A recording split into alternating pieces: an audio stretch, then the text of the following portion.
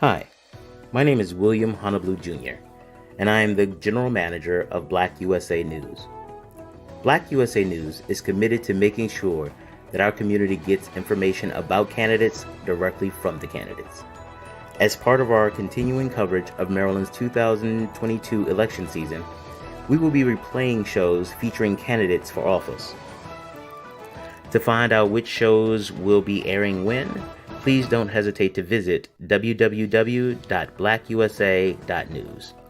Please also make sure that you like and subscribe to make sure that you get updates from BlackUSA.news. Thank you. Welcome to the BlackUSA.news morning show. My name is Doni Glover. Special edition with the one and only Wes Moore running for governor of the state of Maryland. It's been a long time coming, but we have you on these networks. Good morning, Wes Moore. Listen, I'm with the one and only Doni Glover. It is a good morning, and I got to start sincerely, Donnie, just by thanking you, man. Thanking you for what you have meant to our community for a long period of time, and honestly, just what you've meant to me. It's an example of how we always need to stand up for our community. So as always, it's great to be with you, brother. So thank you. Well, Wes, I'm a big fan of yours, but if I'm going to maintain my journalistic integrity, I got to hit you with some heavyweight blows this morning. All right? That's all right. I was born ready, Donnie. So, Wes, there's this talk of some dossier of you as if you're not from where you say you're from. Yeah, it's as people say, it's what happens when people become worried about you.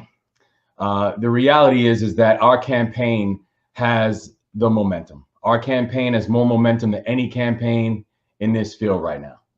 And if you look at the fact that we have over 5,000 volunteers in the gubernatorial race, you look at the fact that we have more endorsements from members of the Maryland General Assembly than any other campaign. And that includes people who've been running for office for decades, right? We are the only campaign with an endorsement from a former governor, from two former party chairs, from a sitting county executive. And if you look at the fundraising, I mean, it's not just that we have raised more money than anyone in the field. It's not close.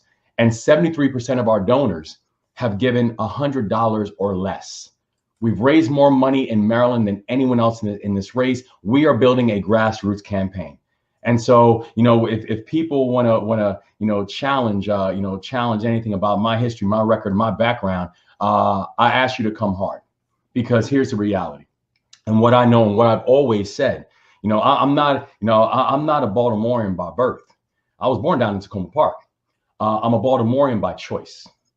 I'm a Baltimorean because this was the place that welcomed me, that I found a sense of welcoming here when I was a teenager, because I thought, and I saw so many people who I interacted with, so many of my friends, so many people I came up with, I saw the same thing, that I was forced to move when I was young because of tragedy. Because when I was almost 4 years old, I only have two memories of my father, Donnie. The second memory was when he went to a hospital. And he went to a hospital looking for help. And his face was unshaven and his clothes were disheveled. And there was assumptions about whether or not he had insurance. And when my mom showed up to the hospital, they asked her questions like, is he prone to exaggeration? And he was asked to leave the hospital with the instructions to go home and get some rest. And if it got worse, to come back. And he died in front of me 5 hours later. And I saw how my mom then became a single mom who was now trying to figure out how she was going to raise these three kids on her own. And this was not the life that she prepared for or the life that she prayed for. And she had us go live with my grandparents. And my grandparents were up in New York. My grandfather was a minister, first Black minister in the history of the Dutch Reformed Church, Donnie. A man who was actually born inside this country, born in South Carolina. And the Ku Klux Klan ran him and my family out of this country. And he always vowed to come back. He came back. He went to an HBCU. Both my grandfathers are HBCU graduates. And he became the first Black minister in the history of the Dutch Reformed Church. My grandmother was a public school teacher for 27 years. Was one of them Jamaican? Yes, sir. Yes, sir. That was him. My grandfather was raised in Jamaica after he was born in South Carolina. And my great grandfather, who was also a minister, was Jamaican. My grandmother was born in Cuba. And then she immigrated to Jamaica. And that's where she and my grandfather met, because she went to a church and there was this young minister, there was this young preacher's kid who was up there leading the congregation at 13 that eventually became her husband. That was my grandfather. And that's how they met in Wagwan. Jamaica. Wagwan to your Why Jamaican. not? You already know. So that's my family. That's my story. And I know that even at that point, and Donnie, when I first went to go live with my grandparents, that was the place that I found myself most getting lost. Where I first felt handcuffs on my wrist when I was 11. And I saw how the same realities that I saw in my grandparents' place in the Bronx in New York, when we came back down here, I found there was a community that embraced me, where I'm going out and hanging out and shake and bake. And I'm here there listening to the songs and trying to talk to the girls and watching everybody scraping up their knees and seeing how we found this place that protected us on the inside from what was happening on the outside. Where I first go in and go get my hair cut over on Saratoga, where I'm sitting there playing ball and learning that people don't call fouls over in Drew Hill. And when I always, no matter where I went, Donnie, whether I was leading soldiers in Afghanistan, where I was an Army captain who led paratroopers in Afghanistan and some of the most chaotic situations and places in the world, where did I come back to? Baltimore. I got an Afghanistan question for you. Yes, sir.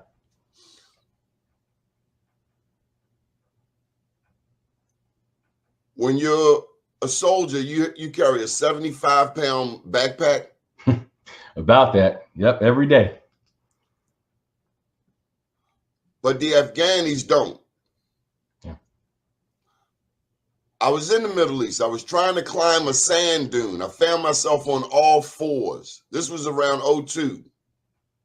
September. As a matter of fact, the U.S. was about to invade Jordan. And I realized when a Jordanian in flip-flops ran past me like Jesse Owens, I said to myself, our soldiers are going to have trouble with this terrain. What about the Afghanistani terrain were we not prepared for?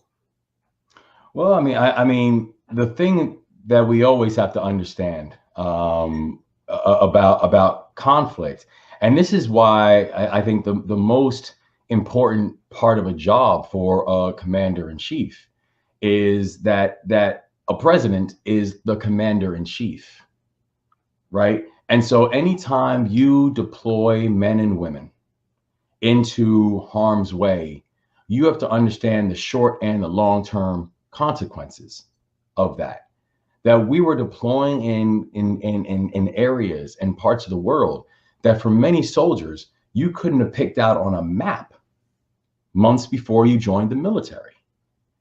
And so that's why every commander in chief, you have a solemn responsibility to not just go and prepare and take care of people while you're serving overseas. It's also why you have to make sure that you're taking care of them back at home too. And honestly, Donnie, when I came back from Afghanistan, I got very involved in veterans advocacy work. And the reason, it wasn't because I had to, it was because I had to. It was because I came back and I had soldiers who, when we were in Afghanistan, we got everything we needed when we asked for it, right? But then when we come home, I had soldiers who were waiting 9 months to see a doctor. And there was just something functionally unfair about that. And so part of the reason that I got involved in veterans advocacy issues was to make sure that everything from mental health to preserving a post 9/11 GI Bill and making sure that our soldiers and our sailors and our airmen and our Marines were actually having a chance at a pathway to higher education. Because so much of what we have and what we're trying to get done, this is about how are we holding promises to people, promises we've made to people who have signed up and to serve and who raised their hand when the country asked. And it was a remarkable experience for me, because not only was it a moment where, even at a very young age, where you had your leadership tested, and where I was responsible for the lives, where people's lives were put in my hands, and I put my lives in their hands. But it was also one of these things that you realize that commitment and that obligation doesn't start when you all redeploy as well. Tell me about a $46 billion budget like the one we have here in the state of Maryland. I know you've managed a couple. Oh, yeah. This is $46 billion. Was it over 24 various state of Maryland departments? How do you manage such a colossal number like $46 billion?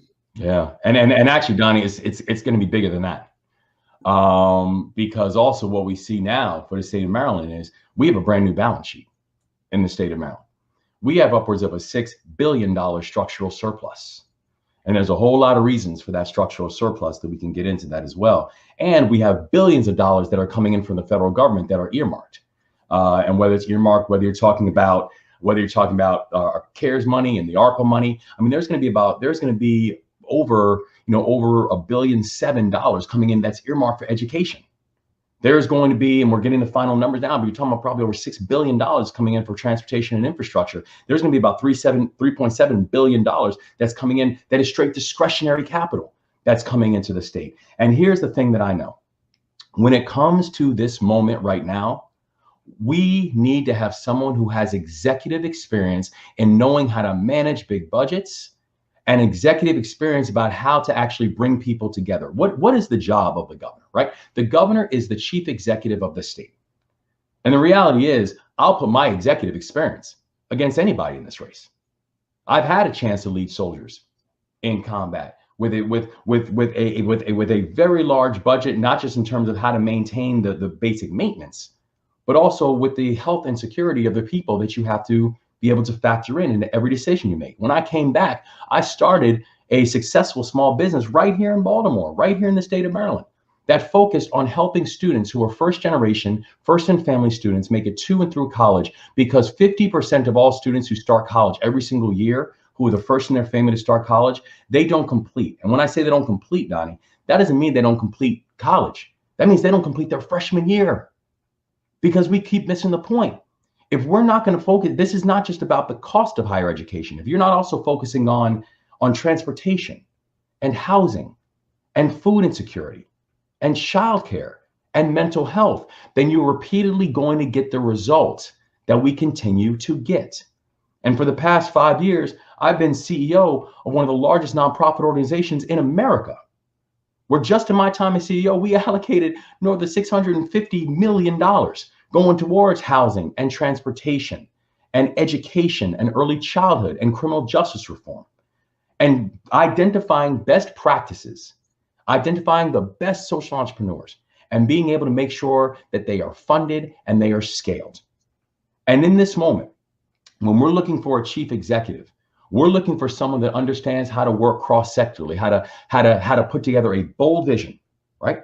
And then being able to work with members of the General Assembly and executive leadership and the private sector and nonprofits and community activists and the people to be able to make sure that bold vision is realized. That's what I've done for my entire career, Donnie.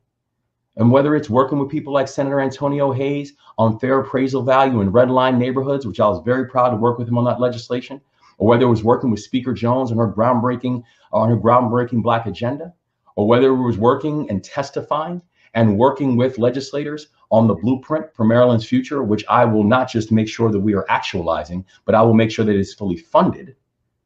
I have my experience in being an executive and leading specifically in this moment is second to nobody. So I know that myself and my running mate, Aruna Miller, who is a seasoned legislator, who is a member of the Maryland General Assembly, served on the Ways and Means and the Appropriations Committee, that we are the only ticket that is coming into the space with leadership in the executive branch, legislative branch, private sector, military, and nonprofit. We're ready to go on day one, and to take that budget and make sure that budget is focused on how do we grow, but grow equitably, and how we meeting people where they are. Because right now, our budget and our priorities do not reflect that.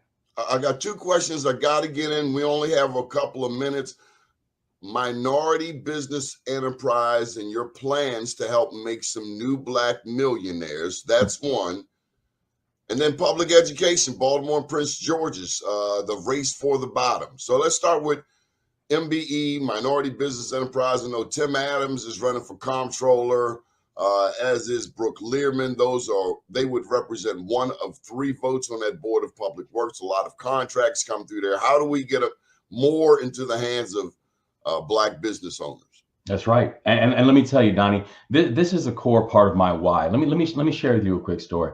You know, one of the things that I focused on when I was the CEO of one of the largest nonprofits in America was I built an initiative called 90 to 0. 90 to 0 was an initiative that was focusing on the racial wealth gap. The fact that in the state of Maryland, where we have an 8-to-1 racial wealth gap in the state of Maryland, and it's important people understand that there is a difference between income and wealth. You know, oftentimes, even when I speak to people in Prince George's County, and they talk about this is the wealthiest African-American jurisdiction. And I know folks are very proud of that, but the reality is that's not actually accurate. It's the highest income. That's not wealth. Those are 2 different things. And we need to focus on, and the North Star for our campaign is work, wages, and wealth. All 3. And when you're looking at this question of what are we doing to support our MBEs and what are we doing to support Black businesses and supporting wealth. And I remember having this conversation with one of my colleagues when I told them that I was going to leave to go run for governor. And they're like, you know, we have built this thing, a multi-million-dollar franchise that's going to focus on this issue of the wealth gap. Why would you leave and run for governor to work on these issues? And my answer to him was simple. It was like, why do you think these issues exist? We have these gaps because we have policies that are in place that are allowing these gaps to exist and get bigger. So when people are talking about their plans to create Black millionaires, my question to all of them is, how many of you have you created already? When you've been sitting in the seats, and I'll put my receipts against anybody else in this race on this issue. Whether you think about the work that we did with Bridget U when we left, when I left as a CEO, when we had a president come in, the hand-picked successor for me was a Black woman. When I took over at the organization that I ran, when the amount of people of color that were in the C-suite, 0. By the time I left, we were over 60% people of color, over 70% women in the C-suite of the organization. And so when the things we are going to do when it comes to creating measurements of Black wealth and supporting our MBEs is we are actually going to put enforcement around our MBE guidelines. Right now, we have MBE guidelines of 29%, Donnie. Do you know what we did last year? 14, to no consequence at all. So despite the fact that we have now a state that, according to census numbers, is 51% people of color and only a 29% benchmark for MBEs. And again, that's not Black, that's all MBEs. And the state only does 14. I ask anyone to show me their receipts on what you've done to help address that. In our administration, we are going to make sure that we're actually providing Maryland small businesses with meaningful support. That we're going to make sure that small businesses receive access to the programs and loans that are needed to succeed, but also the institutional support and the guidance that's afforded to established businesses, and making sure that the state office to provide Maryland small businesses is getting general help. This is about curriculum, capital, and customers, that the state of Maryland can uniquely support our MBEs and our WBEs and put enforcement vehicles around those who are not meeting those benchmarks. So look, Baltimore and Prince George's, the 2 majority Black jurisdictions, the 2 jurisdictions that we hope get a lot of MBE attention as it relates to business. Those are also the 2 jurisdictions struggling, suffering in terms of public education. Will we see a task force if you become the first Black governor to address the 2 majority Black school jurisdictions that are struggling the most in the state historically? 100%, Donnie, but we're not just going to see a task force. You know, task force is for those who need to be educated on the topic, right? We're not going to do a task force in the Moore-Miller administration. And let me finish this point on the MBEs and the businesses and how that translates to the education funding, right?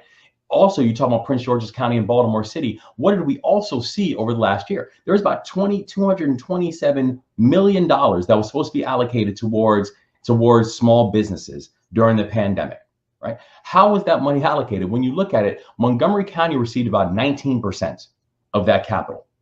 Prince George's County, which has the same number of qualifying businesses, right? They received 9. Montgomery County got 19. Prince George's County, same number of qualifying businesses, got 9. The answer we got back from the state, the answer that we got back from the comptroller's office, when asked how was that money distributed? The answer that we got back was it was distributed via word of mouth. Whose words? And from whose mouth? So this discrepancy that we see is real within our business, as in our businesses and small businesses, as it is within our education funding. Right now, the governor, you look at the state of the state that was just put out, the governor was trying to strip $140 million in education funding, right? Almost entirely from the 2 majority Black jurisdictions, Baltimore City and Prince George's County. But Wes, you got kids, right? You got kids. And your kid comes up to you and says, Daddy, I need $20. I'm going out with my friends. And you give them $20 Friday afternoon at 4 o'clock.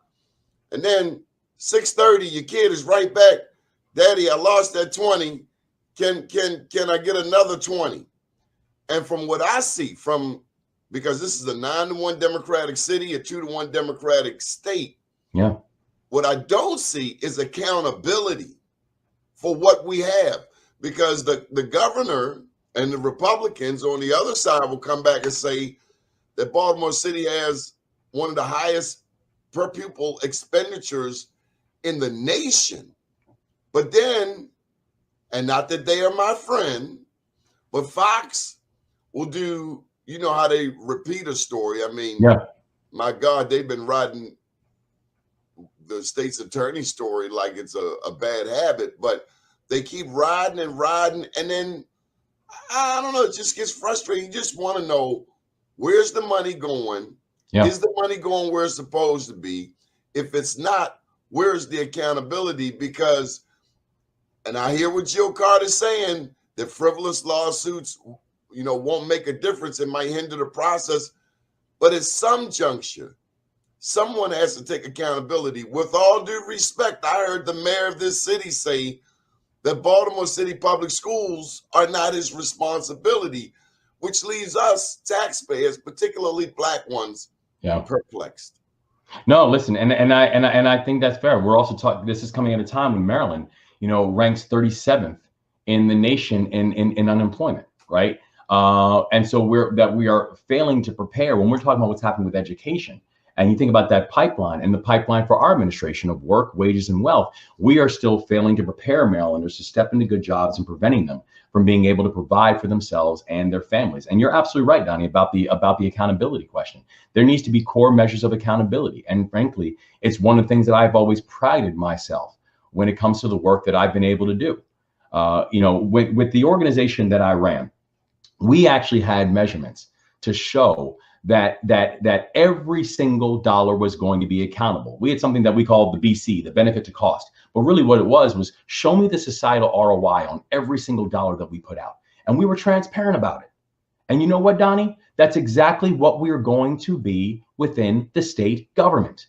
That there has to be accountability for every single dollar that goes out, because that's the people's money. We have to make sure that we are spending it wisely, but we have to make sure it is being invested wisely. Show me what is going to be that return on it. We have our next guest online, Mr. Harold Bell, but I got to get you to share with our audience the answer to this question. Okay. I'm not going to ask you about Odell's or Gatsby's. I'm going to ask you, what are the 3 pieces of jewelry that you wear? Wow. The three pieces of jewelry that I wear, Donnie, are they're my guideposts, and they're very intentional. The first piece of jewelry that I wear is my ring from my junior college. You know, I'm the only candidate in this race, Donnie, that has an associate's degree. And people laugh and they're like, "Listen, you were the first Black Rhodes Scholar in the history of Johns Hopkins University, and the ring that you wear is from your junior college." It is, because it's my foundation. Can we see it? Yeah, absolutely. Just hold it. Yeah, right there. And in fact, the words on there, and they're a little bit worn out now because it is from 1998. It says, "Courage, honor, conquer." Courage, honor, conquer. And this is important to me because it's also a guideline about how I will think about our work in the administration. We are going to make historic investments in our apprenticeship programs, in our trade programs, in our community colleges, and in our HBCUs. And the reason is because, you know, we have to provide pathways to economic opportunity and economic growth for every family, regardless of the direction that child wants to move in with their life. And I talk about apprenticeship programs and trade programs because if a child chooses to go on to a 4-year school, and we will be the only state in the country, by the way, the first state in the country, by the way, Donnie, that will have a service year option for every single high school graduate, where they will have a chance to have a paid year of service to the state of Maryland. But if a child chooses to go on to a 4-year school, that's fantastic, and we're going to make sure that we have support for them. But if a child chooses to go on to be a boiler or an iron worker or HVAC, we have to make sure that we have providing pathways for their long-term success as well. The second thing that I have, and I'll show you here, I'll see how I can put it out from here. Might be a little difficult for me to get with my tie, Donnie, but take my word for it. I'll show you when I see you. It's my dog tags. These are the dog tags that I received. I'll pull it out here. These are dog tags that I received when I was showing the dog tags, man. Dog tags. These are dog tags I got when I was 17 years old, Donnie. 17, that's too young to be in the military. Well, you know, so funny is I joined the military before I could even sign the paperwork myself. My mother had to sign the paperwork for me. But listen, after my teenage years, she was more than happy to sign whatever paperwork that she had to sign me up to go. But the reality is, Donnie, is I wear these because this is what's the third one. The third one. The third one arguably is my most important, Donnie. And that's this. That's my wedding ring. See, I'm trying to make sure you get home safely tonight, okay? Don't. and you know, my wife loves you, Donnie, and you know she loves you. And I got to tell you, man, my wife is my best friend. She's my heart. She's my anchor. She is my everything.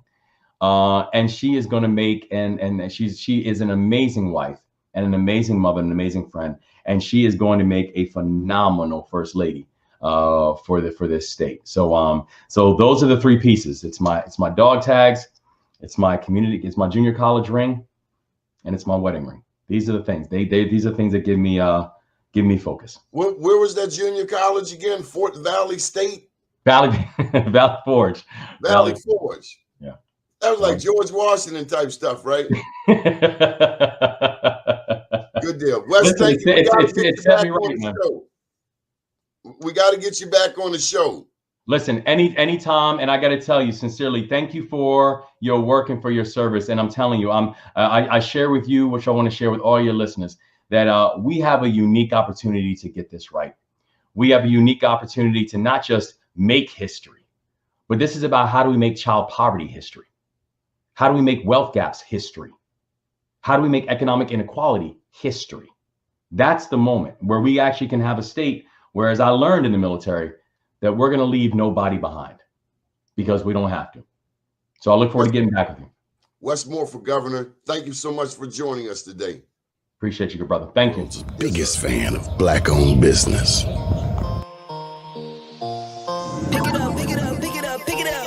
You see the drippy, I'm fitted up. Hop in my car and the giddy up. Secure the bag, yeah, I get the bus. Pick it up. You see the drippy, I'm fitted up. Hop in my car and the giddy up. Secure the bag, yeah, I get the bus. Pick it up. I've been on the flex since flex zone. Neighborhood all in your eardrums. I ain't never scared like Bone Crush. Boy, I got God, don't fear none. My line busy, take no calls. Feels like I don't have no flaws. Snakes in the grass, cut those off. Yo, squad shady, my bros raw. No breaks, we go. Throw shade, that's a no. Go high, go low. Like spinning in a 644. 1,000 books. Amen. I started live gonna be on Rapid Sound. Pick it up. You see the drippy, I'm fitted up. Hop in my Thank you for your support. You see the drippy, I'm fitted up. Hop in my car and the giddy up. Secure the bag, yeah, I get the buff. Pick it up. Ooh, I'm a real one, my day ones. Try speak up, can't say none. Try dig dirt, there ain't none. I make the money that save up. 10, 80, my save ones. Take to the top on the base one. New car, race on. Fast lane, pace on. Where the booyah, that's a flex. Not human, I am from another planet. I'ma teleport my van. On the mighty Mississippi. Working all night, need more though. I remember nights I was poor though. Pick it up. You see the drippy, I'm fitted up. Hop in my car and the giddy up. Secure the bag, yeah, I get the bus. Pick it up. You see the drippy, I'm fitted up. Let me make sure. Secure the bag, yeah, I get the bus. Pick it up.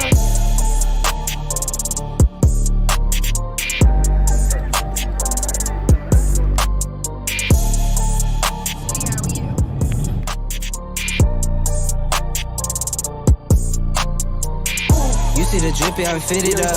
Hop in my car and the giddy up. You see the drippy, I'm fitted up. Hop in my car and the giddy up. Secure the bag, yeah, I get the buff. Pick it up. Ooh, I'm a real one, my day ones. Try speak up, can't say none.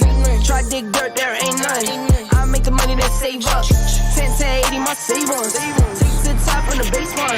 New car, race on. Fast lane, pace on. Where the booyah, that's a flex. Not human, I am from another planet. I'ma teleport my advantage. I'ma wake up, do damage. Join number 7, he's bored though. What's up, cuz? I remember nights I was poor though. Pick it up. You see the drippy, I'm fitted up. Hop in my car and the giddy up. Secure the bag, yeah, I get the bus. Pick it up. You see the drippy, I'm fitted up. Hop in my car and the giddy up. Secure the bag, yeah, I get the bus. Pick it up. But they can't run an office. And so we have been trying to develop a back office support program where we can do all of their back office work. Because they may be great at plumbing, great at electricity, great at whatever they chose, but they cannot run an office. You see the drippy, I'm fitted up. Hop in my car and the giddy up. Secure the bag, yeah, I get the bus. Pick it up.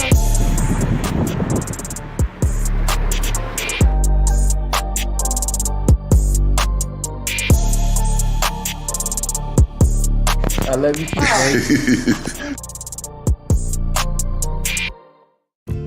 Hi, my name is William Honolulu Jr., and I'm the host of the BlackUSA.news morning show and the president of the Grinding Gang Incorporated. The Grinding Gang is an organization that helps small business owners in the nonprofit and for-profit communities figure out how to make sense of all the noise. There's a lot of information out there, and sometimes it gets a little overwhelming. We help you develop business plans. We help you figure out what to do with a lot of the information you receive. And we also help you figure out how to become more profitable. We also host a variety of workshops. You can check out our next workshop on grant writing